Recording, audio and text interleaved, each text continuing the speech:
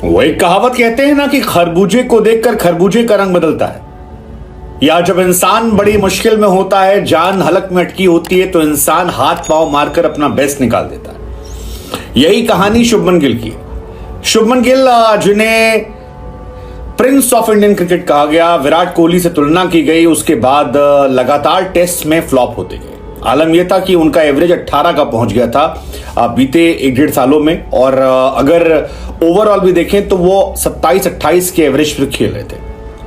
लोगों ने कहना शुरू कर दिया कि भैया काहे का प्रिंस, ये तो घंटे का प्रिंस है। उधर जायसवाल जो है वो कहर बरपा रहे थे, दोहरा शतक, उससे पहले 80, 85, 90, उससे पहले T20 में शुभमन को रिप्लेस। जब शुभमन गिल टीम इंडिया से बाहर होने की इतनी दूरी पर थे, तब शुभमन ने न सिर्फ अपनी जगह बचाई बल्कि मैच भी बचा ली। फिलहाल सेकेंड टेस्ट मैच में इंडिया पावरफुल पोजीशन में है। तकरीबन 400 रन की लीड जो है इंडिया के पास है। शुभमन गिल आउट होकर जा चुके हैं, लेकिन वो जो 104 रनों की पारी थी जो 70 के स्ट्राइक रेट से खेली गई, उसने शुभमन की जगह को, टीम इंडिया के मैच को लगभग बचा लिया है। इंडिया फिलहाल एक पावरफुल पोजीशन में है और लोग अब कहने लगे हैं कि भैया शुभमन फिर से इज बैक। 10 शतक शुभमन गिल के हो चुके हैं अब तक इंटरनेशनल क्रिकेट में, और ये वाला शतक स्पेशल है क्योंकि सबसे टफ था। मतलब शुभमन गिल ने 6 शतक ओडीआई में मारे। ओडीआई में उनका कोई तोड़ नहीं है। मैं हमेशा कहता हूं कि ओडीआई में वो इंडिया ही नहीं दुनिया के सर्वश्रेष्ठ बल्लेबाजों में से एक है।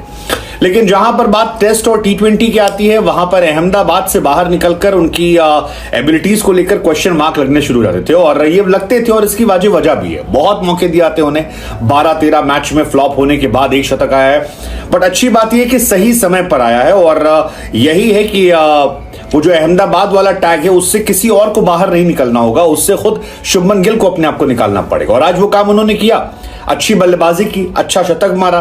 वो शतक मारने के बाद राहुल द्रविड़ से लेकर उनके चेहरे पर रिलीफ था, और टीम इंडिया को भी रिलीफ था, क्योंकि जिमी एंडरसन ने जिस तरह से मैच की शुरुआत की थी और जिस तरह से रोहित शर्मा को बोल्ड मारा था, वो मेरे हिसाब से मैच को खत्म कर देने वाला था। मतलब जिमी एंडरसन आते हैं और आते ही 7वें ओवर में रोहित शर्मा और 9वें ओवर में यशस्वी जायसवाल, और दोनों प्लेयर आउट, और लगता है कि इंडिया का मैच गया, क्योंकि इंडिया एक स्ट्रांग पोजीशन में हो सकती थी, यहां से लीड ले सकती थी, लेकिन फिर सब कुछ गायब हो जाता। रोहित शर्मा की फॉर्म जो है वो भी सवालिया निशान पैदा कर रही है। लगातार रोहित फ्लॉप हो रहे हैं, और रोहित को भी समझना पड़ेगा कि अगर कैप्टन को एग्जाम्पल सेट करना है तो उसे खुद परफॉर्म करना पड़ेगा। अदरवाइज इस मैच में 13, पिछली पारी में 14, उससे पहले 39, उससे पहले 24, उससे पहले 16, उससे पहले 39, उससे पहले 0, उससे पहले 5, 8 पारी से 4 टेस्ट मैच से रोहित शर्मा फ्लॉप है।